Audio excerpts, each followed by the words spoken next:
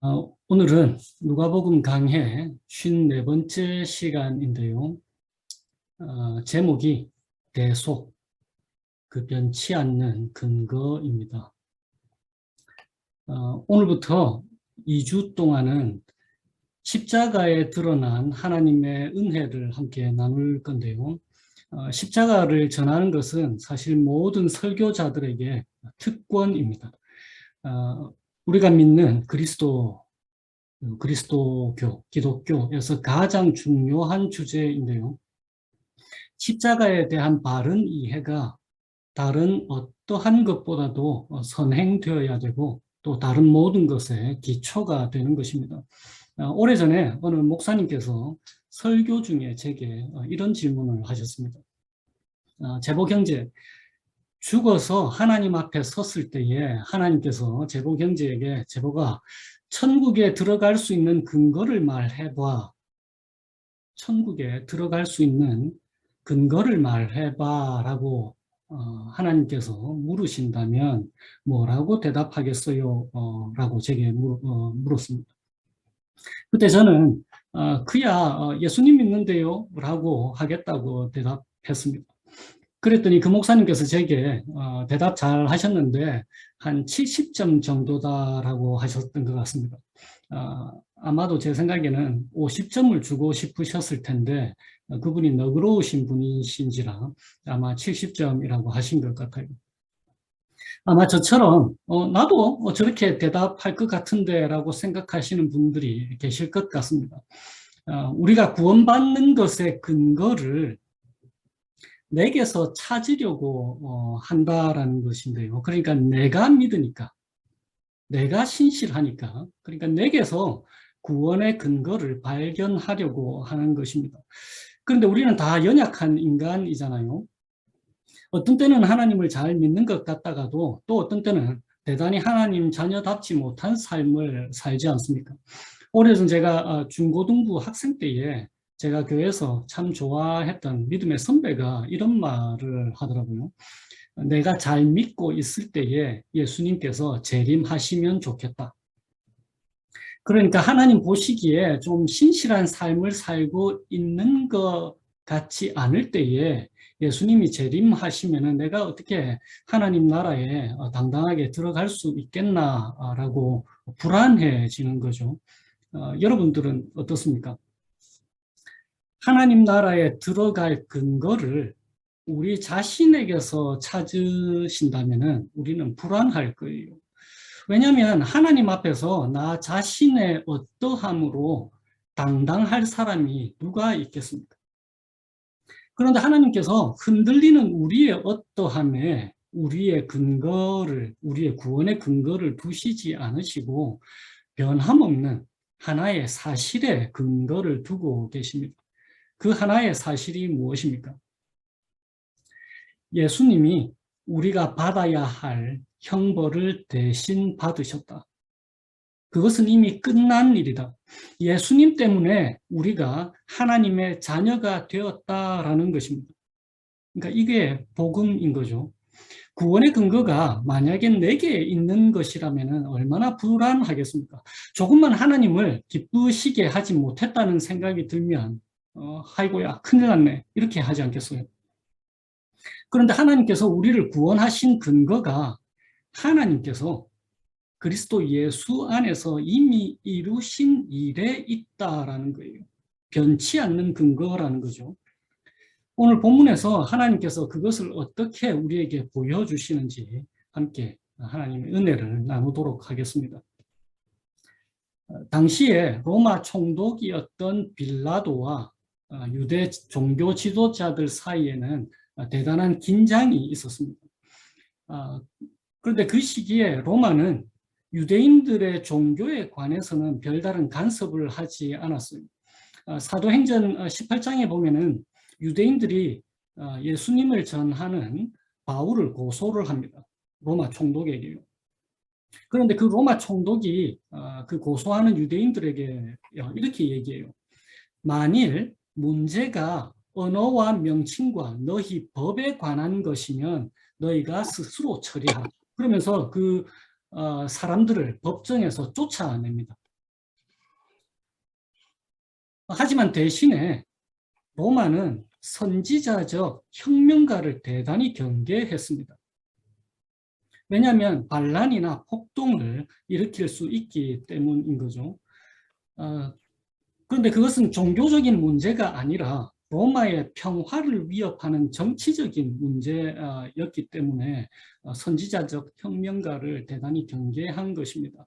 그 한 예가 오늘 본문 19절에 나오죠. 19절에 보면은 바라바라는 인물이 나오는데요. 이 바라바를 어떻게 묘사하냐면 성중에서 일어난 밀란, 그러니까 밀란이라고 하는 것은 폭동인 거죠. 폭동과 살인으로 감옥에 갇힌 사람이다라고 묘사를 합니다. 그러니까 이런 사실, 그러니까 종교적인 문제에서 대해서는 로마가 별 상관을 안 하고 정치적인 문제, 로마에게 위협이 되는 유대인들의 정치적인 문제에 대해서는 로마가 대단히 경계하기 때문에 이런 사실을 잘 아는 유대 종교 지도자들이 대단히 사악한 짓을 오늘 본문에서 합니다. 예수님에 대해서 빌라도에게 뭐라고 고발하는지 한번 보세요. 지난주 우리가 22장 마지막 부분을 나눌 때에 유대 지도자들이 무슨 이유로 예수님을 죽이려고 잡아왔습니까? 예수님이 자신을 그리스도라고, 그리고 사람의 아들이라고, 그리고 하나님의 아들이라고 말했다라는 거잖아요. 그런데 오늘 23장에서는 그들을 지배하고 있는 이 로마 총독 빌라도에게 그런 이유로 예수님을 고발하지 않아요. 2절에 한번 보세요. 2절에 보면은 우리 백성을 미혹하고, 그러니까 미혹한다라는 것은 오도한다라는 거죠. 우리 백성을 미혹하고 가이사에게, 그러니까 로마 황제에게 세금 바치는 것을 금한다, 반대하고 자칭 왕 그리스도라 하더이다. 그리스도라고 하는 그 기름 부음 받은 자라는 이 신적 직무를 로마인들이 이해하는 유일한 방식, 다시 말하면은 로마의 정치에 위협이 되는 왕이라는 말로 빌라도에게 고발하고 있는 거예요. 그래서 5절 후반절에도 한번 보세요. 5절 후반절에 보시면은 백성을 소동하게 하나이다. 그러니까 선동하고 있다라는 거죠. 그리고 14절도 한번 보세요.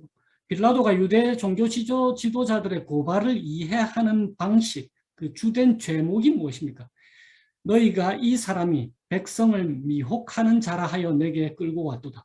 그러니까 이 사람이 예수가 백성을 오도하는, 다시 말하면 로마에 대항해서 밀란 혹은 폭동을 일으키려고 하는 자라고 해서 내게 끌고 왔도다. 그게 유대 종교 지도자들이 로마의 총독 빌라도에게 고발하는 내용인 거예요.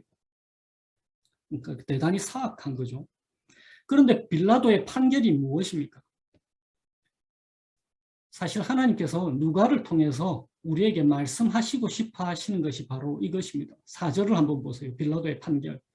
내가 보니 이 사람에게 죄가 없도다. 그리고 14절에도 한 번 더 판결합니다. 14절 후반절에 보시면은 너희가 고발하는 일에 대하여 이 사람에게서 죄를 찾지 못하였다. 그리고 15절에도 헤롯이 또한 그렇게 했다. 그러니까 찾지 못했다는 거죠, 죄를. 그래서 도로 빌라도에게 보내었다. 그리고는 빌라도가 이렇게 다시 얘기해요. 15절. 보라, 그가 행한 일에는 죽일 일이 없느니라. 그리고 22절에 마지막으로 한 번 더 선고를 해요. 세 번째 말하되 이 사람이 무슨 악한 일을 하였느냐. 나는 그에게서 죽일 죄를 찾지 못하였다. 그렇게 선고를 하는 것입니다. 결국 무슨 뜻입니까? 예수를 십자가에 못 박아서 죽여달라고 하는 고발을 받은 사람, 곧 로마의 총독인 이 빌라도가 예수님의 죄 없으심을 선고했다라는 거예요. 그리고 또한 헤롯, 이 헤롯 역시 예수님의 죄 없으심을 선고해서 예수님을 다시 빌라도에게 보낸 거예요. 그런데 이 헤롯이 누구냐면 이전에 세례 요한을 죽였던 그 헤롯인 거예요. 다시 빌라도에게 와서 빌라도가 세 번째 심판의 결과를 선고하는데 무죄다. 이렇게 하는 거예요. 그런데 18절에 한번 보세요. 무리가 일제히 소리를 지릅니다. 그러면서 외치는 말. 이 사람을 없애고 바라바를 우리에게 놓아주소서. 그런데 방금 바라바가 어떤 사람이라고 했습니까? 19절에 성중에서 일어난 밀란, 폭동과 살인으로 말미암아서 감옥에 갇힌 자인 거예요. 25절에도 그들이 요구하는 자 곧 밀란과 살인으로 말미암아 옥에 갇힌 자라고 얘기를 하는 것입니다. 그런데 예수님을 대적해서 유대 지도자들이 빌라도에게 고소한 내용이 무엇입니까? 백성을 미혹해서 폭동을 일으킬 사람이다라는 거잖아요. 사실이 아닌데 백성을 미혹해서 폭동, 밀란을 일으킬 사람이라고 고소를 해놓고는 진짜 폭동을 일으키고 살인을 저지른 바라바를 풀어달라고 말하면서 아무런 죄가 없으신 그야말로 흠이 없는 죄와 가장 거리에 모신 분인 유일한 참된 인간이신 예수님을 죽여달라고 얘기를 하는 거예요. 유대 종교 지도자들이 예수님이 저질렀다고 주장하는 바를 바라바는 진짜 저지른 사람이잖아요. 그런데 그런 바라바는 풀어달라고 하고 아무 죄 없으신 예수님은 죽이려고 하는 거예요. 십자가에 못 박아서. 예수님은 폭동을 일으키신 적도 없고 살인은커녕 오히려 사람들을 지금까지 살려내신 분이시잖아요. 그러니까 빌라도에게는 진짜 폭동을 일으키고 살인을 저지른 바라바가 로마의 더 위험한 인물인 거예요.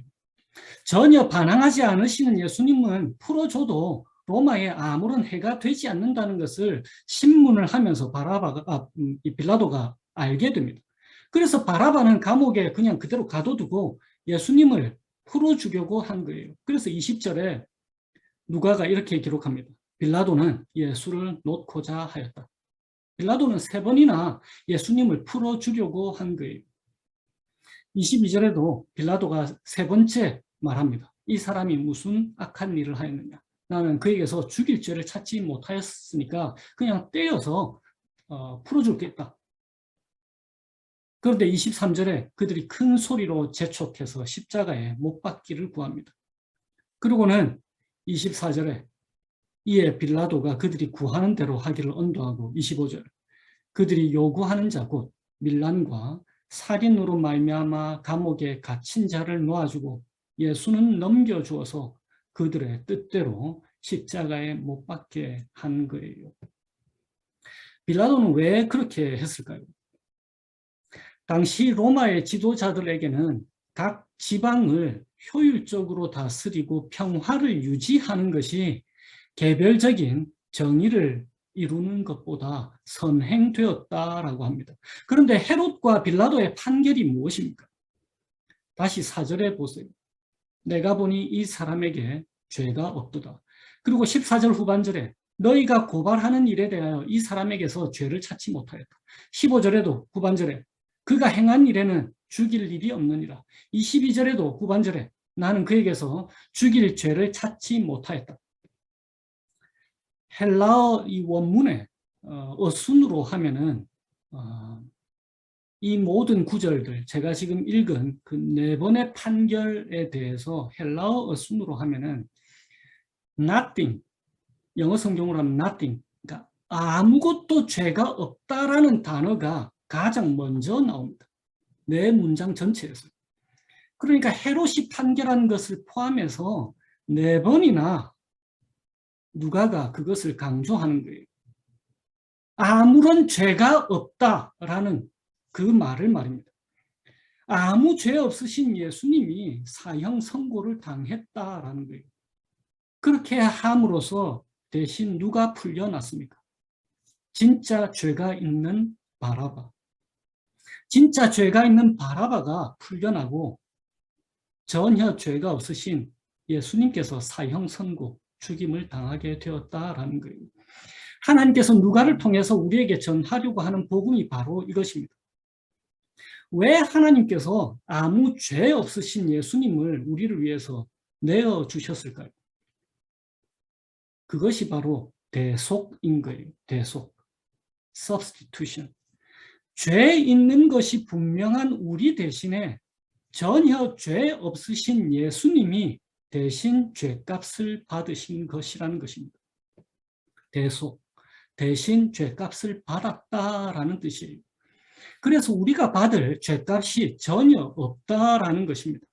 그런데 오직 예수님만이 누군가를 위해서 대속해 주실 수 있는 분이십니다. 왜냐하면 다른 모든 인간들은 단 한 사람도 빠짐없이 모두가 다 죄인이니까 그런 거예요.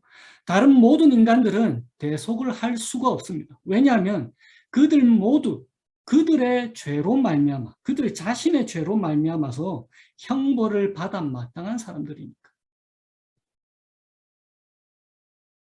예수님이 대신 모든 것을 해결하셨습니다. 그래서 우리가 해결해야 할 문제가 단 하나도 남아있지 않은 거예요. 그래서 예수님께서 십자가에서 죽으시기 전에 이렇게 말씀하셨잖아요. 다 이루었다. 다 이루었다. 이미 완성된 일이라는 거예요. 그것이 변하지 않는 일이라는 것입니다. 돌이킬 수 없는 거라는 거죠. 이 변치 않는 일, 하나님께서 그리스도 예수 안에서 우리를 위해 하신 일 때문에 우리에게 무엇이 주어졌습니까? 당당함이라는 거예요.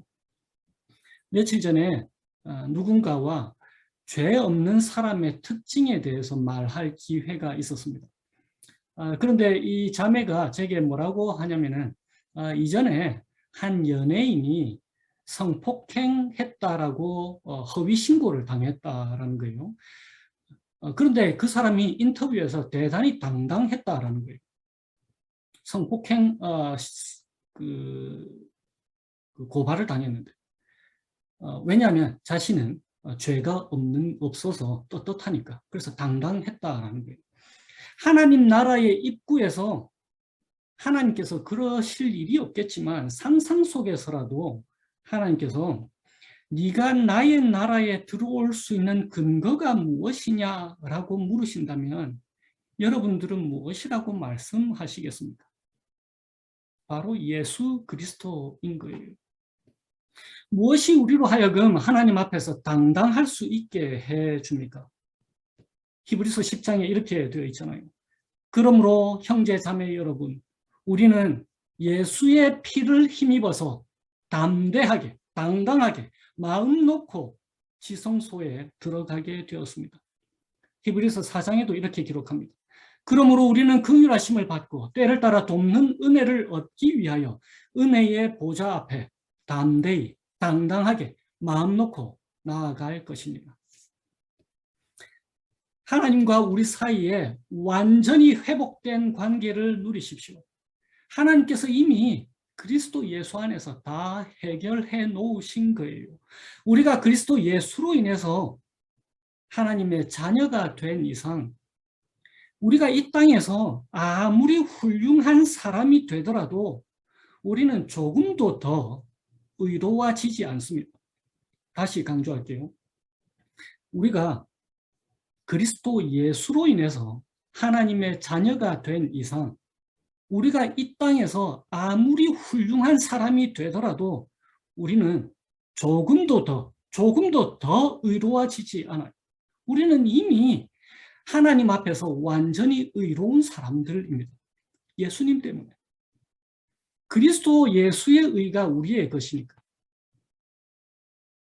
또는 세상의 관점에서 아무리 쓸모없는 사람이 되더라도 혹은 우리가 어떠한 죄를 지었다 하더라도 혹은 짓는다 할지라도 우리는 조금도 덜 의로워지지 않아요. 우리는 조금도 덜 의로워지지 않습니다. 왜냐하면 그리스도 예수께서 우리의 죄를 이미 대신 담당하셨으니까 그런 거예요. 그분의 의가 우리의 것이 된 거예요. 그러므로 더 이상 우리가 하나님 앞에 나아가기 위해서 혹은 하나님과 친해지기 위해서 혹은 하나님이 우리를 대적하지 않고 우리를 위하시게 하기 위해서 우리가 해야 할 일은 단 하나도 없는 거예요.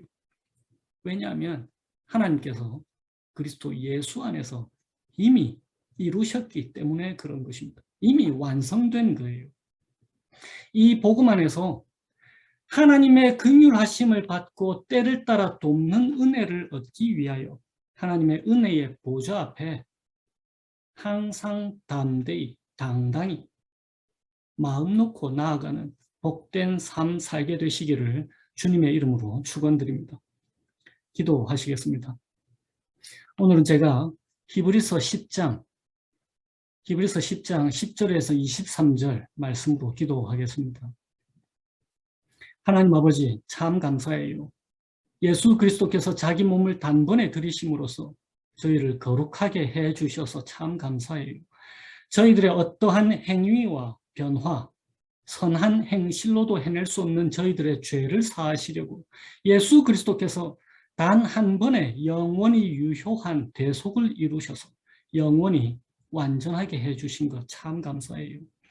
그리스도 안에서 저희와 변치 않는 이 새 언약 세워주신 것 참 감사해요.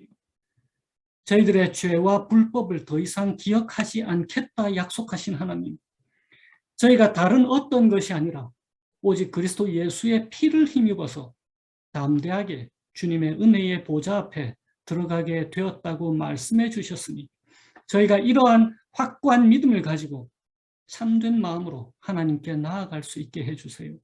저희가 마음에다가 예수의 피를 뿌려서 죄책감에서 벗어나게 해주시고 또 저희가 흔들리지 말고 저희가 고백하는 그 소망을 굳게 지킬 수 있도록 인도해 주시기를 예수님의 이름으로 기도합니다.